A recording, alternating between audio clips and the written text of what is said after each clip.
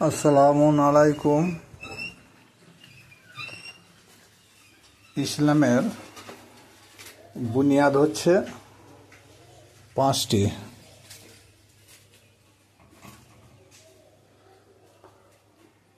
এক হচ্ছে কলমা, নামাজ, রোজা, হজ, জাকাত। এই 5টি স্তম্ভ বা বুনিয়াদ, এর মধ্যে ইসলাম দাঁড়িয়ে আছে। এই কথাটা কি সমগ্র কোরআন শরীফে কোনো একটা জায়গাতেও নাই, এটা হাদিস দ্বারা প্রমাণিত।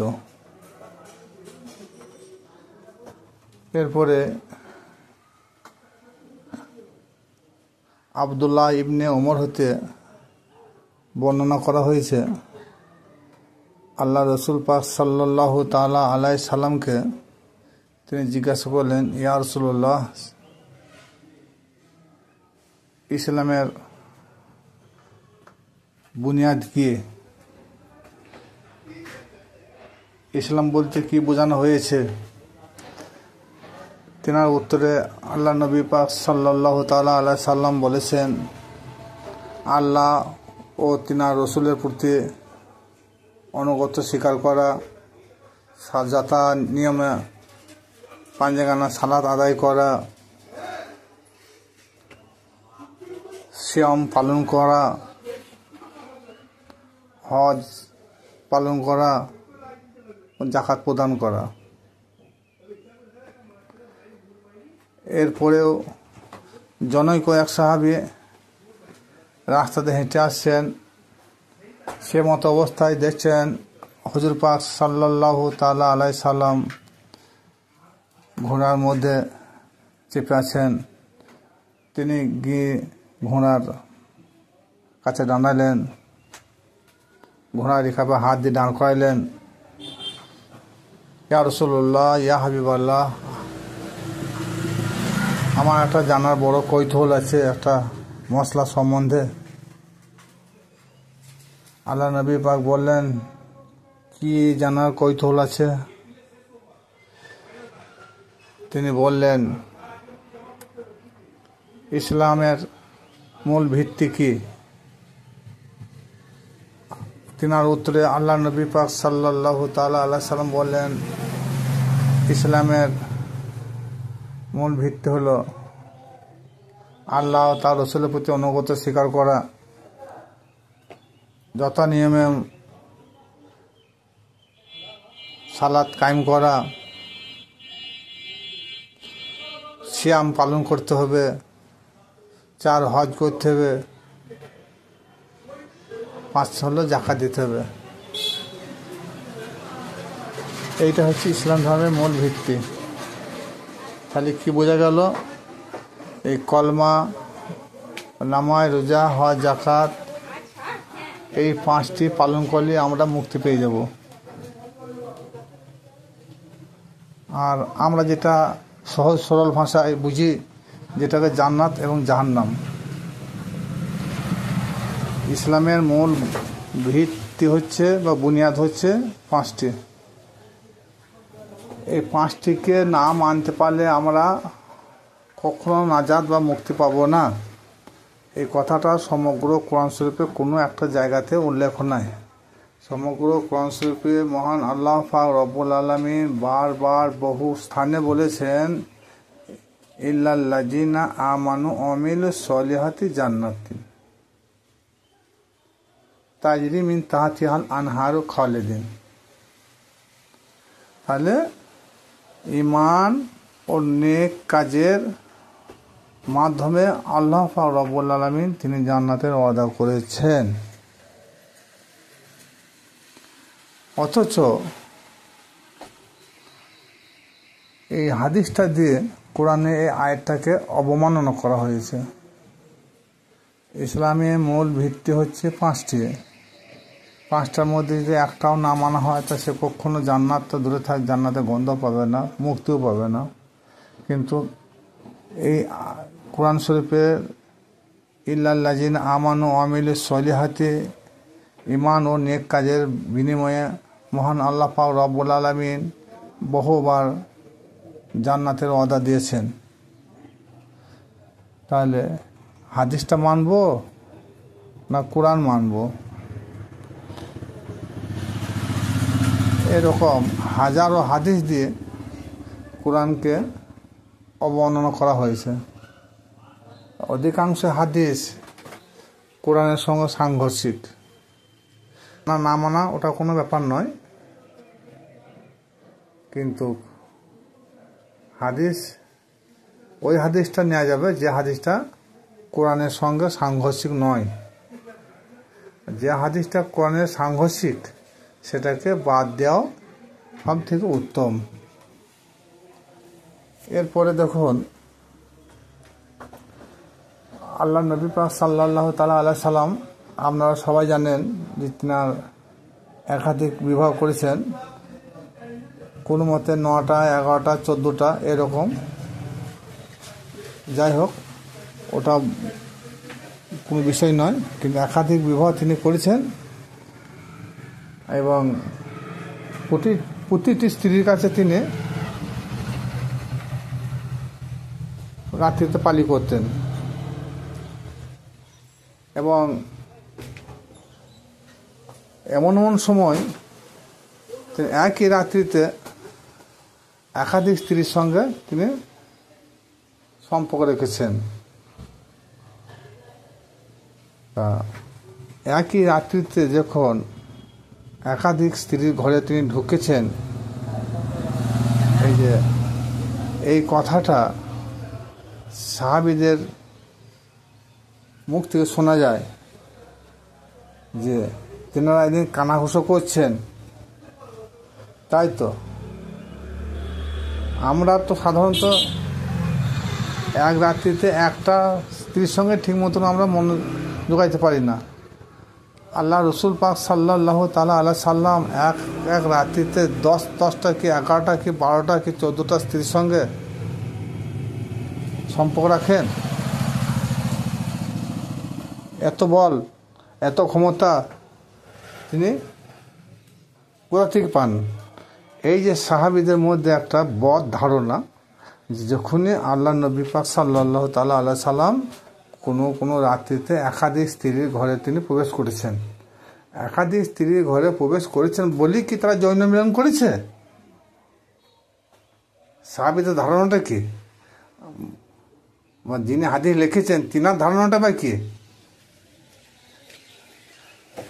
ঘরের ভিতরে ঢুকলি কি সে তার সঙ্গে স্বামী স্ত্রী যৌন মিলন করবে? এরকম তো তা নয়। কিন্তু এই হাদিসটা সাহাবীরা বলছেন যে তাই তো, যে হুজুর পাক সাল্লাল্লাহু তাআলা আলাইহি সাল্লাম এক রাত্রিতে একাধিক স্ত্রীর সঙ্গে সম্পর্ক রাখেন। এই কথাটা, এই হাদিসটা বলার উদ্দেশ্য হচ্ছে কি, হুজুর পাকের সম্মানকে একটা পদমর্যাদাকে একটা কমিয়ে দেওয়া এবং তিনি যে একজন খুবই সর্বদা যৌন উত্তেজনায় ভুগতেন সেটাকে প্রমাণ করা হচ্ছে। এরপরেও হাদিস শরীফে এসেছে যে হুজুর পাক সাল্লাল্লাহু তাআলা আলাইহি সাল্লামের এত যৌন ক্রীড়া ছিল, এত যৌন উত্তেজনা ছিল, এক রাত্রিতে 10 জনকে স্ত্রী ভোগ করতেন এবং সমস্ত স্ত্রীর সঙ্গে সহবাস করার পর তিনি ফজরের সময় ফরজ গোসল করে ফজরের নামাজ আদায় করতেন। এ শোনা যায়। তারপরে আবার সেই হাদিসে পাওয়া যাচ্ছে যে তিনি দাসীদের ধরে তিনি যৌন মিলন করতেন। আবার এও শোনা যায় তিনি কোনো এক বাগানে গিয়ে কোনো এক মহিলার সঙ্গে তিনি যৌন ক্রিয়া করছেন। তাই বলতে যিনি হাদিস লিখেছেন তিনাদের জীবও কাঁপে নাই, আর একটু ভয়ও হয়নি। যে নবীকে সৃষ্টি না করলে তোমাকে আমাকে সৃষ্টি করতো না, যে নবীর সম্মান স্বয়ং আল্লাহ পাক রব্বুল আলামিন তিনি বৃদ্ধি করে দিয়েছেন, তা সেই নবীর সম্পর্কে আমরা কী রকম কুধারণা, কুমন্তব্য প্রকাশ করি। তার জন্যে তরিকতপন্থী লোকরা, সুফিবাদী লোকেরা হাদিসের উপরে 99% ভরসা করে না। তেনারা যে হাদিস মানে না তা নয়, কিন্তু হাদিসে যদি এরকম সব গুড় জল হাদিস ভরা থাকে, হ্যাঁ, এরকম জালি হাদিস যদি ভরা থাকে, হ্যাঁ, যে হাদিস দিয়ে নবীর সম্মানকে বৃদ্ধি করা তো দূরের কথা, নবীর সম্মানকে সবসময় তারা খাটো করে দেখেছে, পদমর্যাদা ক্ষুণ্ণ করেছে, সেই রকম হাদিস না বলাটাই ভালো এবং পড়াটাও অনুচিত। তাহলে আমরা হাদিসের ওপরে নির্ভরশীল না হয়ে আসুন আমরা আল কোরআনের ওপরে নির্ভর করে জীবন কাটাবো। যেমন দেখুন সূরা হুজরাত আয়াত নম্বর 12, এই আয়াতে আল্লাহ পাক রব্বুল আলামিন তিনি বলছেন, হে মুমিনগণ, তোমরা বহুবিধ অনুমান থেকে দূরে থেকো। আল্লাহ পাক রব্বুল আলামিন এখানে একটা হুঁশিয়ারি দিচ্ছে যে তোমরা নানা ধরনের অনুমান থেকে তোমরা দূরে থেকো। অনুমান কোনো ক্ষেত্রে পাপ হয়ে যায়। তোমরা যে বিষয়ে অনুমান করছো সেটা নাও হতে পারে, সেটা পাপ হতে পারে। এবং তোমরা একে অপরের গোপনীয় বিষয় নিয়ে কখনো সমালোচনা বা অনুসন্ধান করিও না, আর পিছনে নিন্দাও করিও না। মৃত্যুর ভাইয়ের মাংস খাওয়া সমতুল্য পেছনে কথা বলা বা গীবত। তাহলে এই সূরা হুজরাতের 12 নম্বর আয়াত থেকে কি বোঝা গেল? আল্লাহ নবী পাক সাল্লাল্লাহু তাআলা আলাইহি সাল্লাম যে তিনি এক রাত্রিতে 10 জন কি 14 জন স্ত্রীর শয়নকক্ষে প্রবেশ করেছেন। শয়নকক্ষে প্রবেশ করার পরে সাহাবীদের মধ্যে একটা বদ ধারণা ছিল যে নিশ্চয়ই হুজুর পাক সাল্লাল্লাহু তাআলা আলাইহি সাল্লাম আজ কি রাত্রিতে 11 জন কি 13 জন কি 9 জন কি 14 জন একাধিক স্ত্রীর সঙ্গে তারা আল্লাহ নবী তিনি যৌন মিলন করেছেন। এখানে একটা কথা না বলে আপনারা বুঝতে পারবেন না।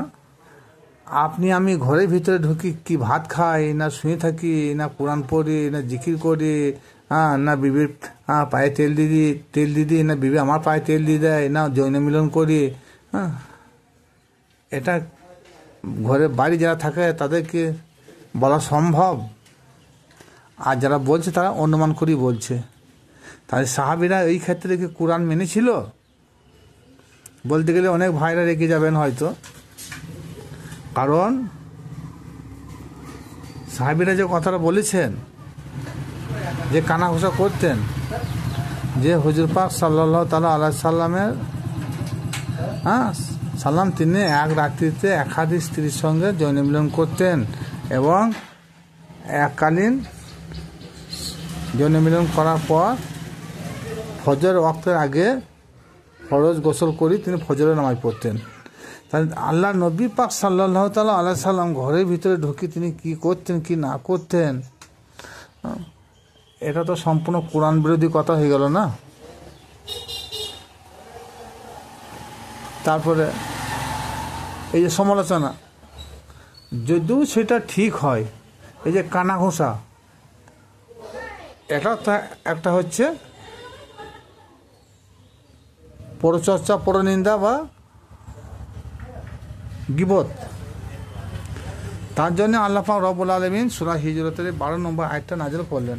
তাহলে এই আয়াত থেকে বোঝা যাচ্ছে যে আমাদের জীবনে যেন ওই রকম যেন কারোর উপর সন্দেহ পোষণ করে কথাবার্তা না বলি। কারণ আমরা দেখবেন অনেক ক্ষেত্রে কারো বাড়ি যাই, কারো বাড়িতে হয়তো রাতে শুয়েও থাকি, আমাদের কোনো ভাই যদি দেখে কি বলবো জানেন? বলে নিশ্চয়ই ওর বাড়িতে গিয়েছে, ওর বাড়িতে রাত কাটিয়েছে, নিশ্চয় তাহলে এমুকের বিবির সাথে কি এমুকের মেয়ের সঙ্গে সম্পর্ক আছে। এই যে একটা সন্দেহ মূলক কথা, অনুমান করে কথা বলা হয়, কিন্তু এতে কী হয়েছে? এরকম তো আমাদের অহরহ হয়ে থাকে। কিন্তু আমরা নামাজ পড়ি, রোজা রাখি, কলমা পড়েছি, আল্লাহ রসুলের প্রতি অনুগত স্বীকারও করেছি, মৌখিকভাবে হজও করেছি, জাকাতও দিচ্ছি, কিন্তু এইসব বিষয়গুলো থেকে আমরা কি দূরে থাকতে পেরেছি? না এইসব বিষয়ে আমাদের বর্তমান হুজুর, মৌলানা, মুন্সি হুজুরা যারা আছেন, তিনারা আমাদেরকে সতর্ক করেছেন কোনোদিন? তিনারা সতর্ক করেছেন কি, যে নামাজ পড়ো, নামাজ না পড়লে অসুবিধা আছে, নামাজ পড়ো ঠিক মতন তোমার জান্নাতে চলে যাবে। কিন্তু বাকি এই যে এইসব কথাগুলো আমাদেরকে কেউ কোনো হুজুরা বলেন না। কারণ হয়তো বলবেন যে আপনার চোখ কান আছে, আপনি তো কোরআন হাদিস খুলে দেখে নিতে পারেন। কিন্তু তাহলে যেসব হুজুরদেরকে আমরা স্মরণ করি, একটু দায়িত্ব হাজার বলি, তাদেরকে স্মরণ করি, নামাজ পড়ি, তিনাদের কর্তব্য কি? স্মরণ যদি করতে হয় তাহলে আমরা ইমানও আনবো, নামাজও পড়বো, হজও করবো। তাহলে কি জানানো হচ্ছে এখান থেকে কি বোঝানো হচ্ছে? যে আমরা কলমা, নামাজ, রোজা, হজ যা সবই করছি, কিন্তু আমরা অনুমান করে কথা বলা ছাড়ছি না, পরে নিন্দা করতে ছাড়ছি না, পরে দোষ আমরা সংগ্রহ করছি। হ্যাঁ, কে কার বাড়িতে যাচ্ছে, কে কার বাড়িতে কি বলছে, হ্যাঁ, কে কোন উদ্দেশ্যে কথা বলছে, কে কখন কি বলেছে, এগুলো হচ্ছে দোষ সন্ধান করা। তা আল্লাহ পাক রব্বুল আলামিন বলেছেন, কারোর কোনো বিষয় নিয়ে তোমরা কোনো অনুসন্ধান করিও না, তার অন্তরের খবর আমি জানি, সুতরাং ওই বিষয় নিয়ে তোমরা কোনো সমালোচনা করো না। আর আমরা সমালোচনা করতে আমরা মাস্টার।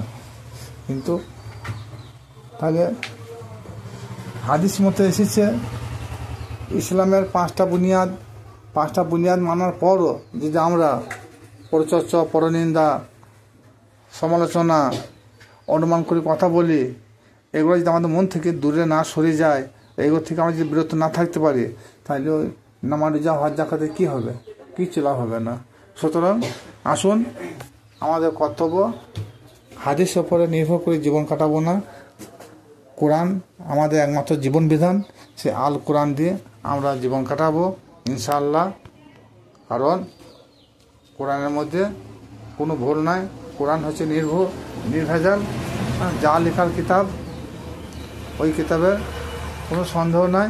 কিন্তু হাদিসে অধিকাংশই সন্দেহ আছে, কারণ যে হাদিস আল্লাহ নবী পাক সাল্লাল্লাহু তাআলা আলাইহি সাল্লামের 200 বছর পর হাদিস কালেকশন হয়েছে, সে হাদিস কি করে সংগ্রহ করতে পারে, সঠিকটা কি করে হতে পারে, কোথায় আল্লাহ নবী ছিল, কোথায় সাহাবীরা ছিল? সাহাবীরা তো পুরো হাদিস থেকে বিচার করে নাই। আবু বকর, ওসমান, ওমর, আলী, এরা তো কই হাদিস বুখারী শরীফ থেকে বিচার করে নাই, তিরমিজি শরীফ থেকে বিচার করে নাই, হ্যাঁ, মিশকাত শরীফ থেকে বিচার করে নাই, সুনায়ে আবু দাউদ থেকে বিচার করে নাই, ফতোয়া খোঁজা নাই। কিন্তু আজ তাবেঈনদের পর থেকে হাদিস বুখারী শরীফ, তিরমিজি শরীফ, মিশকাত শরীফ, সিয়াসিতা হাদিস নিয়ে মারামারি করছে। কিন্তু কোরআনটা সে আদি থেকে আজ পর্যন্ত চলছে, কিন্তু কোরআনের উপরে বেশিরভাগ আলিম ওলামায়েরা কোনো ভরসা করে না। যত ভরসা করেন হাদিসের উপরে, কারণ হাদিসের মধ্যে বেশিরভাগ ভুল। কারণ ভুল কেন বলছি, যে হাদিসে আল্লাহ নবীর সম্মানকে অধিকাংশ খাটো করা হয়েছে, তার জন্য বলা হয়েছে কোরআনে আল্লাহ নবীর সম্মানকে আল্লাহ পাক রব্বুল আলামিন তিনি স্বয়ং বৃদ্ধি করে দিয়েছেন। সূরা ইনশা এই আয়াতে আল্লাহ পাক রব্বুল আলামিন কি বলেছেন? আলাম নাসরাহা লাকা সাদরাক। আল্লাহ বলছেন, হাবিব আমি কি তোমার হৃদয়কে প্রশস্ত করে দিইনি? এই হাদিসটাকে দিয়ে বর্তমান 99% ওলামায়ে কেরামরা বলেছেন যে নবীর সেনাচাক করা হয়েছে। হ্যাঁ, আলাম নাসরাহা লাকা সাদরাক, আল্লাহ বলছে আমি তোমার হৃদয়কে প্রশস্ত করে দিয়েছি। কিন্তু প্রশস্ত বলতে কি বুক চিরা বোঝাইছে না অপারেশন বোঝাইছে? কিন্তু দেখুন, হাদিস মানবে না কোরআন মানবে, এখানে হৃদয়কে প্রশস্ত করা হয়েছে। মানে আমাদের কথায় কথায় কি বলা হয়, যে দেখবেন কোনো লোকটা সাথে কেউ যদি কোনো কথাবার্তা বলে, তার দ্বারা কেউ যদি উপকার পায়, কোনো সাহায্য পায়, তা আল্লাহ পাকের কাছে দোয়া চানো হয়, আল্লাহ এর হৃদয়কে, আল্লাহ এই মনকে তুমি প্রশস্ত করে দাও। আর কথায় কথা আমরা বলে থাকি যে না, ও খুব বড় মনের মানুষ, খুব বড় হৃদয়ের মানুষ। তার মানে এই নয় হৃদয়টা বা মনটা খুব বড় হয়ে গেছে, এরকম নয়। কিন্তু এটা হচ্ছে একটা রূপক ভাষা। কারণ তদ্রূপ এইটাকে বর্তমান ওলামায়ে কেরামরা নিয়ে হাদিসে পৌঁছে দিয়েছে যে আল্লাহ নবী পাক সাল্লাল্লাহু তাআলা আলাইহি সাল্লামকে চারবার স্নান করা হয়েছে। কিন্তু বিষয় হলো কি, এই আয়াতে, এই সূরা ইনসিরা, এই আয়াতে আল্লাহ পাক রব্বুল আলামিন এর নিচে কি বলেছেন, ওয়ারাফা নালাকা যিকরাক। কারণ আল্লাহ নবী পাক সাল্লাল্লাহু আলাইহি সাল্লামের সম্মানকে আল্লাহ স্বয়ং তিনি বৃদ্ধি এবং বুলন্দ করে দিয়েছেন।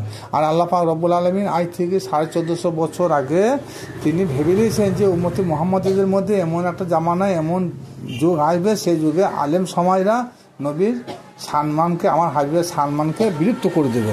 কারণ তার জন্য আল্লাহ পাক রব্বুল আলামিন বলছে, আমি তোমার নবী, আমার হাবিব, আমি তোমার সম্মানকে বুলন্দ করে দিলাম। তা সেই নবীর সম্মানকে আল্লাহ পাক স্বয়ং বুলন্দ করে দিয়েছে। আর যারা প্রকৃতপক্ষে যারা আওলাদের রসুল আছেন, হ্যাঁ, তারাই নবীর সম্মানকে এখন তুলে ধরছে সেই নবীর উপর, এবং আওলাদের রসুলের প্রতি তারা প্রশংসা করে, তেনাদের প্রতি মহব্বত করে, তেনাদেরকে মেনে চলছে। কিন্তু আমাদের কর্তব্য হচ্ছে যে হাদিসে অধিকাংশ বিভ্রান্তমূলক কথাবার্তা রয়েছে, সেই হাদিসটা বাদ দিয়ে আশা করি কোরআনটার উপর নির্ভর করে জীবন কাটান, তাহলে পরকালে মুক্তি পাওয়া যাবে ইনশাআল্লাহ। খোদা হাফেজ।